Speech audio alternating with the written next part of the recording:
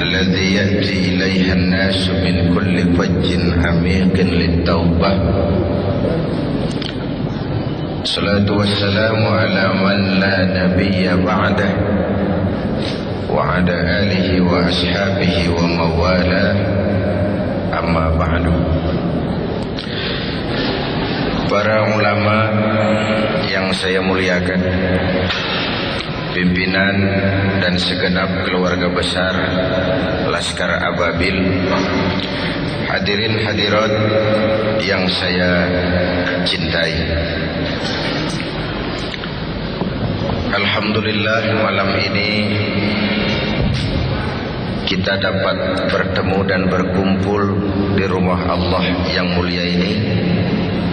Dan kali ini syukuran 2 tahun sudah Laskar Ababil berkiprah di tengah masyarakat,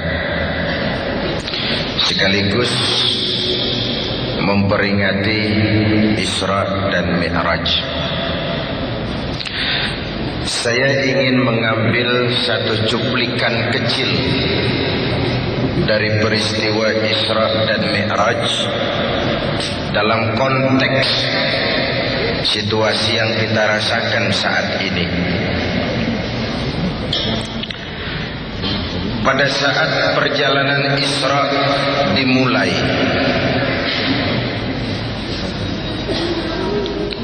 sudah datang gangguan, cobaan. Ada suara dari sebelah kanan memanggil-manggil, Muhammad, berhenti sebentar. Dan Nabi menoleh pun tidak. Lalu dari sebelah kiri, Muhammad, berhenti sebentar.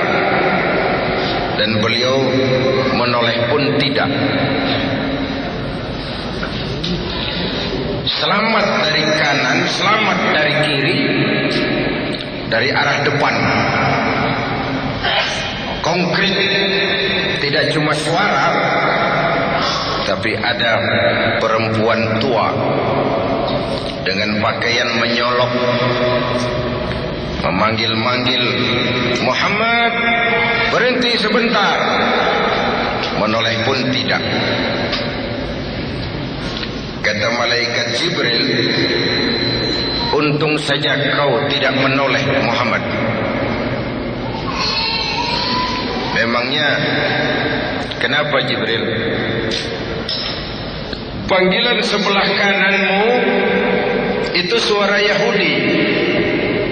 Kalau kamu menoleh, umatmu akan cenderung kepada Yahudi. Siapa Yahudi itu? Zionis. Zionis itu siapa? Israel. Israel itu siapa? Amerika kecil. Amerika itu siapa? Israel besar.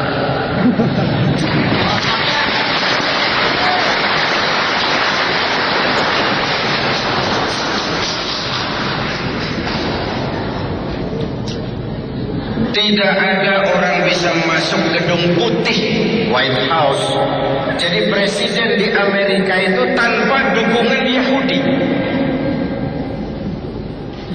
Yang namanya Robert McNamara, yang namanya George Soros, yang namanya Presiden World Bank, Yahudi.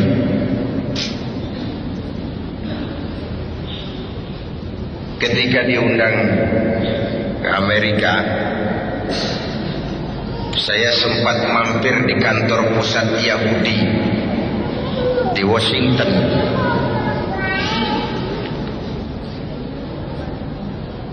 Washington itu dari ujung Berung ke kanan.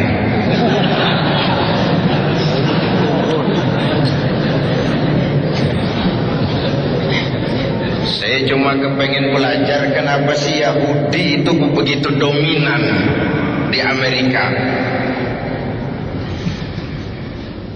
Ada dua catatan saya dari kantor Yahudi itu. Pertama, solidaritas antar mereka luar biasa. Bahwa Yahudi kikir, Yahudi pelit, Yahudi keras kepala, itu kepada dunia luar. Tapi antar mereka terjadi solidaritas yang luar biasa. Ini yang kita harus belajar. Yang kedua, dalam perjuangan, nah ini penting, Yahudi konseptual, tidak mementingkan orang, tapi mementingkan konsep. Yang jadi presiden boleh orang Demokrat, boleh orang Republik, mau namanya Bill Clinton, mau namanya George W. Bush, yang penting konsep kita yang dipakai. Ini strategi Yahudi. Kan lain dengan kita yang penting orang. Punya konsep atau tidak, naik saja dulu, nanti sampai di atas bengong.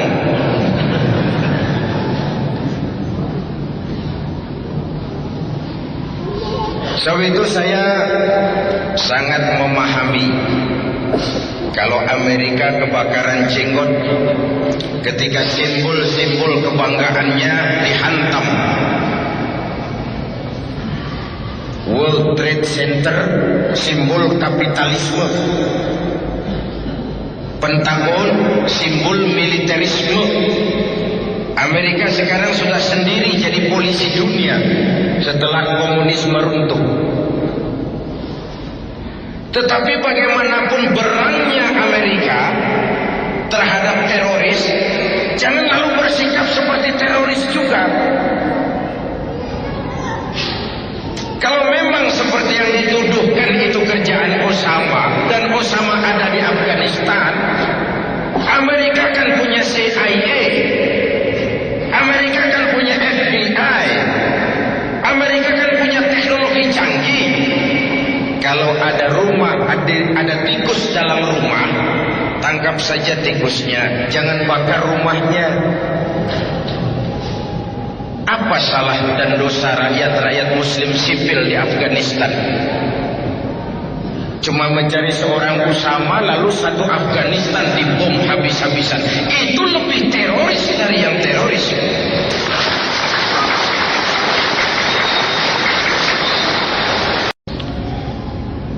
Saya bersyukur belakangan pemerintah sudah rada tegas bersikap. Kemarin-kemarin agak banci.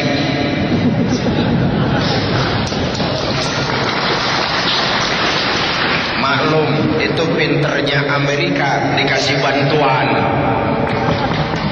Bullshit. Negara manapun di dunia ini, jikalau dia sudah mau terima bantuan Amerika, bersiaplah menerima tangan-tangan Amerika di negeri ini.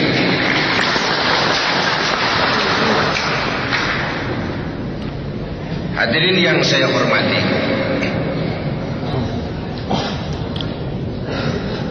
panggilan Yahudi.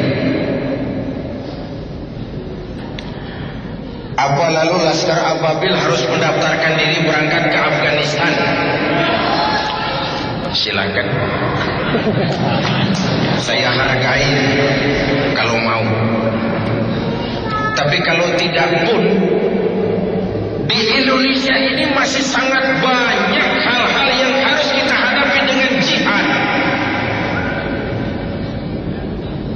Berani boleh, tapi jangan nekat. Berkorban siap, tapi jangan konyol. Itu prinsip.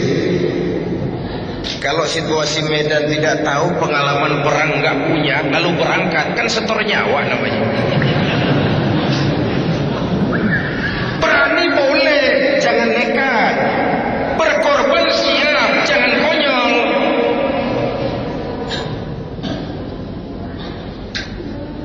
Hadirin yang saya hormati, panggilan Yahudi, lalu sebelah kiri panggilan Nasrani. Nasrani itu Kristen. Siapa mau bantah bahwa kristenisasi juga jalan di Indonesia ini? Kalau di Jawa Barat itu dipola lewat Yayasan Kinasih yang dipimpin oleh Nyonya Radius Prawiro. Dari situ pola kristenisasi Jawa Barat diolah mulai sampai Rangkas Bitung. Sejak dulu saya teriak, silahkan menyebarkan agama, tapi jangan kepada orang yang sudah beragama. Panggilan kanan, panggilan kiri, panggilan depan. Perempuan tua dengan pakaian menyolok itu dunia materialisme. Menghadapi 3 panggilan ini, saya ingin menyampaikan sumbangan moral. Dengan apa kita hadapi? Pertama, dengan nilai iman. Itu sebabnya sebelum berangkat Isra, Rasulullah mengalami general check up. Dibawa ke tepi sumur Zam-Zam, dipenuhi hati beliau dengan iman, ilmu dan hikmah. Sebelum berangkat jauh mengalami general check up. Laskar Ababil ini 2 tahun baru lahir, jalan masih panjang, kiri kanan depan belakang banyak panggilan.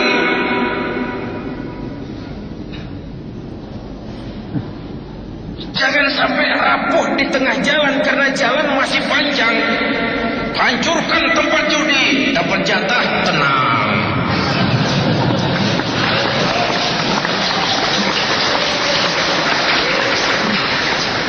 Saya tidak pengen Laskar Ababil jadi agen demo.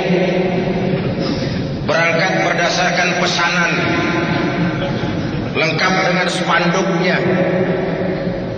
Laskar Ababil harus punya idealisme tersendiri. Ababil itu kan burung Tuhan yang dikirim ke dunia ini untuk menjaga Ka'bah dari serbuan Raja Abrahat yang ingin menghancurkan Ka'bah. Kalau idealisme, saya salut, saya angkat topi. Tapi kalau berangkat dari kepentingan pribadi, mencari keuntungan jangka pendek, keuntungan sesaat, itu akhirnya akan jadi stempel yang tidak baik terhadap Islam sendiri. Hadirin yang saya hormati, karena itu nilai berangkat awalnya adalah iman.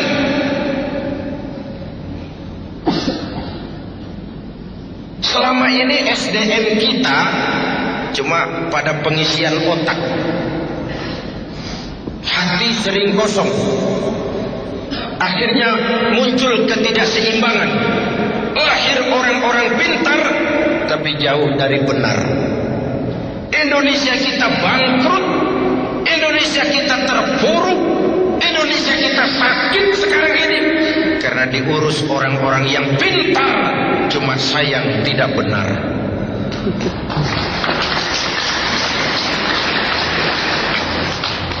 Jabatan dianggap fasilitas dan kekuasaan. Rampok. Siapapun yang memandang jabatan sebagai fasilitas dan kekuasaan, apalagi jabatan jalan pintas untuk menjadi kaya, itu calon-calon rampok. Jabatan kan cuma titipan, harta kan cuma titipan, ilmu itu kan cuma titipan. Maaf, saya minum dulu ya.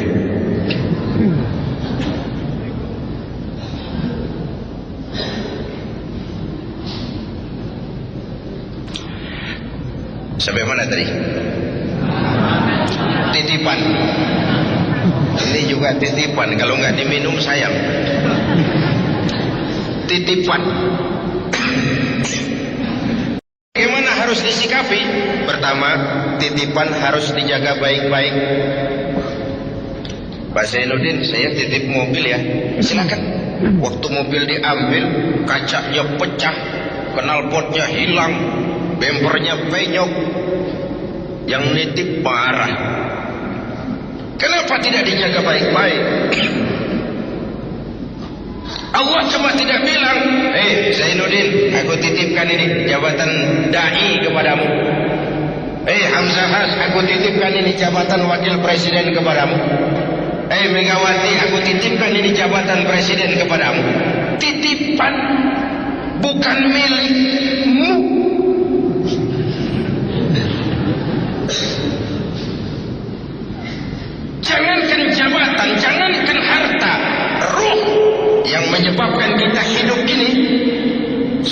hak guna pakai, tidak punya sertifikat hak guna pakai. Kapan yang punya mau ambil? La haula wala quwata illa billah. Titipan tidak harus dijaga baik-baik. Makanya biarkan presiden jadi presiden, biarkan wakil presiden jadi wakil presiden. Maksudnya apa? Presiden itu tidak punya anak. Yang punya anak Megawati. Saya khawatir kalau presiden punya anak, nanti anak presiden ikut ngacak-ngacak negara jadi warga istimewa seperti pengalaman yang lalu.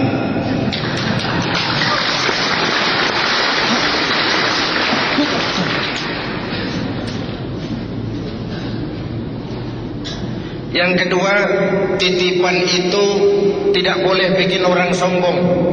Betul? Orang datang ke rumah saya, Pak Zainuddin, titip mobil ya. Mangga. Yang punya mobil pergi, saya petatang peteteng. Woi, ada mobil, bagus. Mobil orang lain, kamu cuma dititipi, kenapa sombong? Dititipi pangkat, sombong, arogan. Itu bukan milikmu. Titipan, diberikan harta, sombong, itu bukan milikmu. Itu titipan. Kenapa mesti sombong? Inilah nilai dasar keimanan itu. Dan sebagai kader, saya sering bilang kalau pengarahan kepada DPW, kader itu ada 3 macam. Ada kader penerus, ada kader tunggu terus, ada kader terus menerus.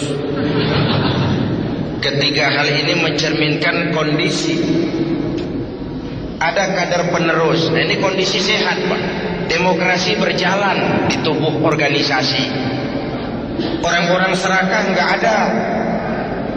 Patah tumbuh, bahkan belum patah sudah berganti. Bukan nu eta keneh. Sudah 7 periode jadi anggota DPR nggak mau turun-turun. Liar. Lain nu eta keneh. Kader berjalan, organisasi menggelinding. Ini namanya kader penerus. Saya suka merenung. Kita ini 4 kali punya presiden. Semua berakhir dengan su'ul khotimah. Dari segi politik, apa tidak bisa pemimpin-pemimpin kita itu menikmati hari tuanya dengan tenang, jauh dari hujatan, tetap dalam anggukan dan simpati rakyat? What's wrong? 4 kali punya presiden, semua berakhir su'ul khotimah. Yang 2 kelamaan, yang 2 sebentar benar. Bung Karno 20 tahun mimpin Indonesia, Pak Harto 32 tahun, Pak Habibie 2 tahun, Gus Dur kurang. What's wrong? Ternyata memang pemimpin yang baik bukan hanya tidak bermasalah di masanya, tapi tidak meninggalkan masalah sesudahnya. Jangan meninggalkan bom waktu. Ya, di zaman Pak Harto kita nggak banyak mengalami masalah. Sesudahnya macam-macam masalah. Ini kan bom waktu. Hadirin yang saya hormati, kenapa kita nggak belajar dari Lee Kuan Yew, bagaimana dia mempersiapkan Gok Tok Chong? Kenapa kita tidak belajar dari siapa di Afrika itu, Nelson Mandela? Bagaimana walaupun segala macam dia membatasi diri, dia siapkan generasi berikutnya supaya ada kader penerus. Ketika kadernya kader penerus, organisasi sehat, demokrasi jalan. Itu kader pertama. Kader siapa di Afrika itu? Nelson Mandela. Bagaimana walaupun segala macam dia membatasi diri, dia siapkan generasi berikutnya supaya ada kader penerus. Ketika kadernya kader penerus, organisasi sehat, demokrasi jalan. Itu kader pertama, kader penerus namanya. Ada kader tunggu terus. Lah ini kondisinya nggak sehat. Pasti ada KKN yang dapat jatah yang dekat-dekat lingkungan. KKN. Akibatnya ada kader yang tunggu terus. Tapi lumayan masih ada harapan. Yang lebih celaka yang ketiga, kader terus menerus. Ini sudah nggak sehat organisasi. Dari muda sampai kakek-kakek masih jadi kader. Hidup ini kan cuma nunggu giliran. Yang terberat itu kan menjaga kepercayaan. Coba. Orang seperti Pak Harto bisa turun. Gus Dur turun. Habibie ditolak laporan pertanggungan jawabnya. Bung Karno turun. Padahal sudah dinobatkan jadi presiden seumur hidup.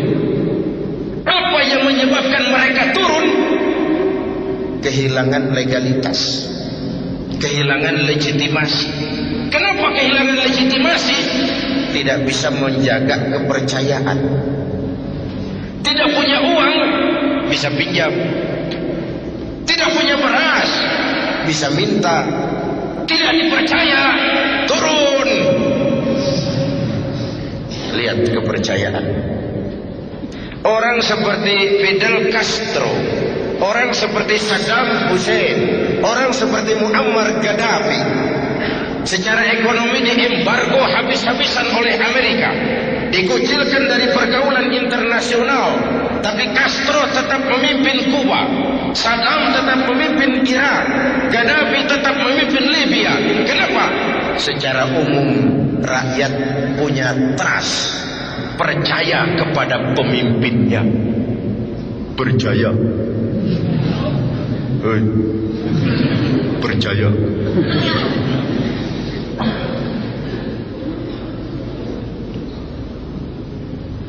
Karena itu menjaga kepercayaan itu penting. Sekali kita kehilangan kepercayaan, akan sulit tegak lagi. Benang basah itu sulit sekali untuk ditegakkan. Dan kader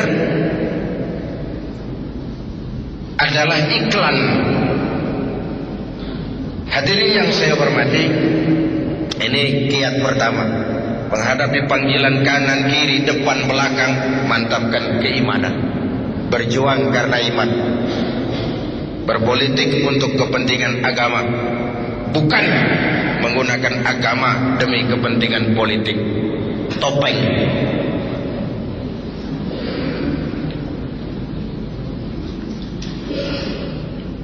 Yang kedua, tetap teguh menjaga kebersamaan, solidaritas, kekompakan dan keutuhan, menghargai perbedaan. Jangan perbedaan dianggap sebagai permusuhan. Apalagi kita sudah melewati hari-hari yang penuh hura-hura. Tukang kompor lebih banyak daripada tukang lem. Musim Pak Bendot, kipas, angin. Kita rakyat selama ini cuma jadi address. Semua kalau pidato demi rakyat, untuk rakyat, buat kepentingan rakyat, padahal kepentingan dewek. Tidak pernah kenal sama rakyat. Rakyat cuma jadi address. Orang numpang alamat. Saya ingat almarhum Panglima Besar Sudirman pernah bilang, tidak ada kemenangan kalau tidak ada kekuatan. Tidak ada kekuatan kalau tidak ada persatuan dan kesatuan. Tidak mungkin terwujud persatuan dan kesatuan tanpa semangat silaturahmi. Mau menang harus kuat. Mau kuat harus bersatu. Mau bersatu, hidupkan budaya silaturahmi. Hadirin yang saya hormati, begitulah kebersamaan yang kita perlukan, walaupun tidak harus selalu bersama-sama.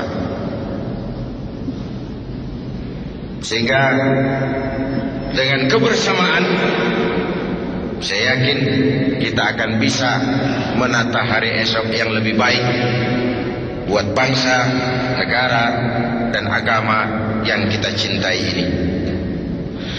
Kemudian yang ketiga, berjuanglah sebagaimana harusnya, tapi jangan lupa sandaran vertikal kita, minta tolong kepada Allah Subhanahu wa ta'ala. Kalau kita hitung sejak Juli sampai sekarang, begitu cepat perubahan terjadi. Juni, Juli, mulai dari digelarnya sidang istimewa, dicabutnya mandat yang diberikan kepada Gus Dur, dikukuhkan Bu Mega sebagai presiden, dipilih Pak Hamzah sebagai wakil presiden. Itu semua mengingatkan kita kepada kebenaran firman Tuhan, wa tilkal ayyamu nutawiluha bainan nas. Hari itu kami putar di antara manusia. Ada saat datang, ada waktu pergi, ada hari lahir, ada saat kembali. Hidup cuma nunggu giliran. Cuma biasanya antrian itu kacau. Kalau yang depan tidak tahu diri, yang belakang dorong-dorong. Yang depan nggak tahu diri, sudah dapat mau dapat lagi, nggak memberikan kesempatan kepada yang lain. Wajar yang belakang lalu dorong-dorong. Kacaulah barisan.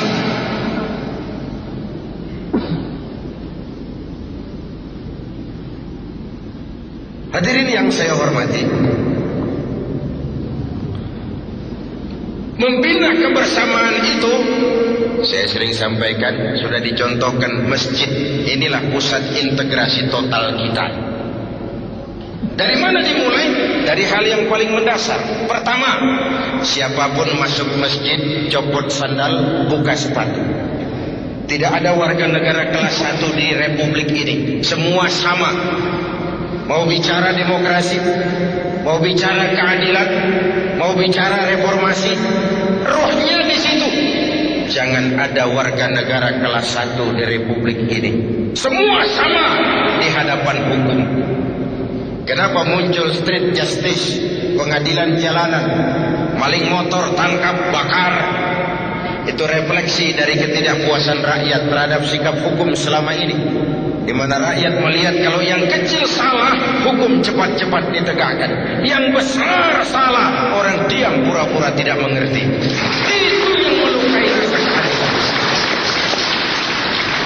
Wajar lalu muncul street justice, pengadilan-pengadilan jalanan. Mari kita mulai lagi dari masjid. Jangan ada warga negara kelas 1 di republik ini.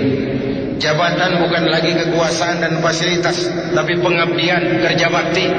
Negara sedang sakit. Malah orang Belanda bilang, Lauden is Leiden. Memimpin adalah jalan untuk menderita. Pemimpin adalah orang yang kesepian. Di dunia diikat dengan berbagai macam aturan, di akhirat akan dibuka perkaranya yang besar-besar.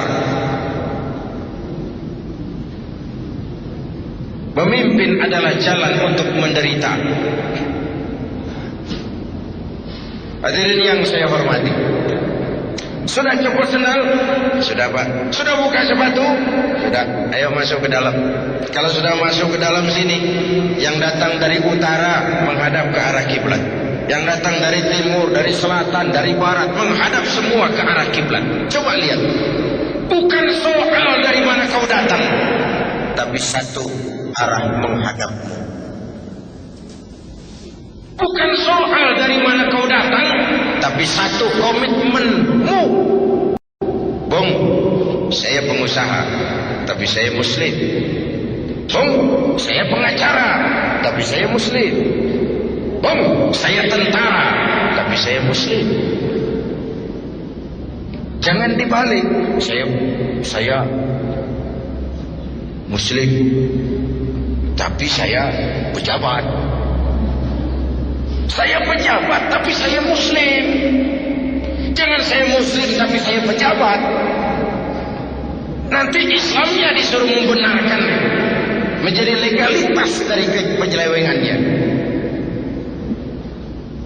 Hadirin yang saya hormati, itu yang oleh Abdu dikatakan ana muslimun qabla kulli syai'. Sebelum berbuat apapun saya sadar saya muslim. Saya teknokrat, tapi saya muslim. Saya polisi, tapi saya muslim. Suap, saya memang tentara, tapi saya muslim. Saya memang pejabat, saya muslim. Saya memang perlu uang, tapi saya muslim. Sudah menghadap ke arah kiblat semua? Sudah. Ayo selenggarakan sholat berjamaah. Laksanakan hidup bersosial, bermasyarakat, berbangsa, bernegara. Bagaimana caranya? Ya harus ada imam, ada makmum, ada pemimpin, ada rakyat.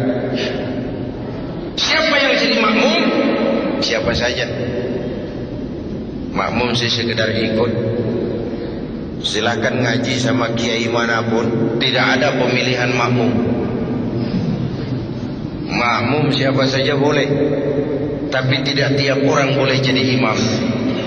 Kenapa? Karena imam mau memimpin orang banyak. Kalau imam bodoh, makmum dungu, hancur sholat.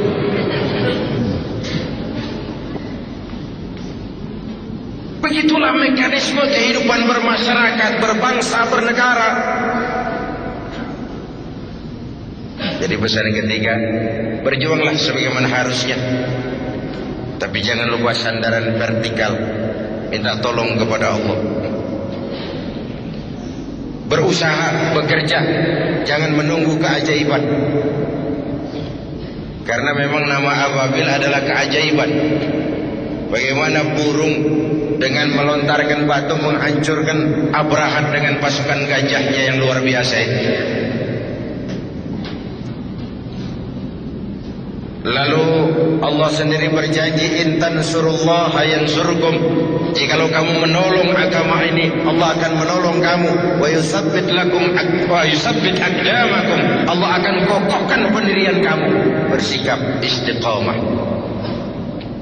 Jadi pertama, jadikan iman sebagai landasan perjuangan. Yang kedua, tetap teguh menjaga kebersamaan. Dan yang ketiga, perkuat sandaran vertikal kepada Allah Subhanahu wa ta'ala. Kalau hidup sudah mulai kita gantungkan kepada manusia, bersiaplah untuk kecewa. Bersiaplah untuk kecewa. Ibu bapak hadirin yang saya hormati, oleh karena itu keberadaan Laskar Ababil ini yang pada satu sisi merupakan kader kita, tapi pada sisi lain juga merupakan aset kita bersama. Keberadaannya karena mereka adalah anak-anak kita, harus terus kita dampingi. Kemudian setelah keimanan, kebersamaan dan sandaran vertikal kepada Allah, maka sikap tentunya adalah tugas utama amar ma'ruf nahi munkar. Bandung adalah ibu kota provinsi. Sebagaimana lazimnya ibu kota, maka tentu penuh dengan dinamika kehidupan. Yang ma'ruf ada, yang munkar juga banyak. Sama juga dengan Jakarta, masjid puluhan ribu, tapi tempat judi juga ada. Keramat Tunggak ditutup, tapi lalu keleran di jalan-jalan. Itu semua merupakan bagian dari dinamika kehidupan yang menyebabkan kita harus tetap tegak melaksanakan yang ma'ruf dan mencegah yang munkar. Dan jangan lupa, amar ma'ruf lebih mudah daripada nahi munkar. Mencegah kemunkaran, apalagi kalau kemunkaran itu dilakukan oleh orang yang punya kekuasaan, maka kita akan menghadapi berbagai macam resiko. Tapi sekali kaki melangkah ke depan, jangan surut mundur ke belakang. Luruskan niat. Saya ingin tegak melaksanakan yang ma'ruf dan mencegah yang munkar untuk kemaslahatan bangsa. Sebab apa? Indonesia ini, saya pernah beri contoh seperti kapal laut yang besar.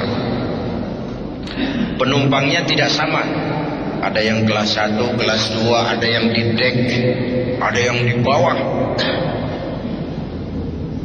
Penumpang yang di bawah, kalau perlu air harus ke atas. Tiba-tiba dia berpikir, kenapa jauh-jauh ke atas, air cuma dibatasi dinding kapal. Saya bor saja kapal ini. Nanti air masuk, dan ini kamar-kamar saya, sudah saya bayar dengan uang saya, yang ngebor juga saya, orang lain jangan ikut campur. Kalau dibiarkan dinding kapal dibor, bocor kapal, air mulai masuk. Mula-mula sedikit, makin lama makin banyak makin sulit dikendalikan. Akhirnya kapal oleng, miring, lalu tenggelam. Saya tanya, kalau kapal tenggelam, apa yang mati cuma yang ngebor kapal saja? Seluruh penumpang kapal ikut tenggelam karena satu orang ngebor. Indonesia ini kapal besar, korupsi ngebor, maksiat, munkarat, kebatilan, kezaliman ngebor kapal.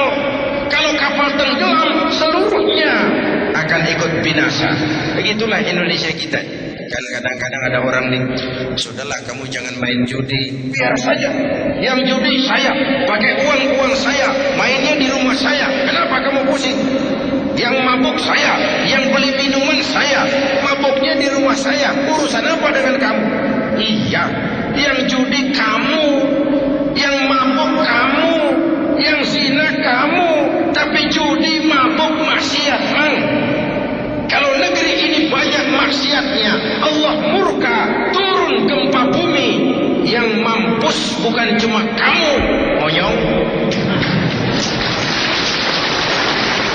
Seluruh penumpang kapal ikut tenggelam di dalamnya. Seluruh keluarga besar Laskar Ababil. Begitulah Anda kalau melihat maksiat munkar. Ini orang mau ngebor kapal, harus dicegah. Harus dicegah dengan cara yang santun, sehingga melahirkan rasa refleksi dengan tujuan mengajak bukan mengejek, merangkul bukan memukul, menyentuh bukan menyinggung. Sebab kalau yang ma'ruf tidak ditegakkan, yang munkar berjalan terus, nanti akan samar mana yang ma'ruf, mana yang munkar. Ketika samar, pergeseran nilai terjadi. Yang munkar dianggap ma'ruf, yang ma'ruf malah menjadi munkar. Celakalah kita kalau masyarakat sudah mengarah ke arah suasana yang seperti itu. Jadi oleh karenanya, saya hanya menyampaikan 3 hal ini saja. Pertama, luruskan niat, jernihkan hati. Karena Allah saja saya bergabung di Laskar ini. Tidak terbebani oleh target kepengen jadi sesuatu. Maka lillahi yatim wa maka li ghairillahi yanhadim. Kata Imam Ibn Ruslan, yang karena Allah akan sampai kepada tujuannya, yang tidak karena Allah bakal kandas di tengah jalan. Kita lihat saja sejarah ini. Ada yang muncul begitu cepat, tahu-tahu nukik lagi, selesai. Luruskan hati, jernihkan niat. Yang kedua, jaga kekompakan, kebersamaan, karena perjuangan ke depan semakin berat. Yang ketiga, tetap punya sandaran vertikal kepada Allah. Catatannya, bersikaplah istiqamah dalam menegakkan yang ma'ruf dan mencegah yang munkar. Terima kasih. Selamat bermilad yang kedua. Semoga senantiasa dalam perlindungan Allah. Usikum wa nafsi bitaqwallah. Wassalamualaikum.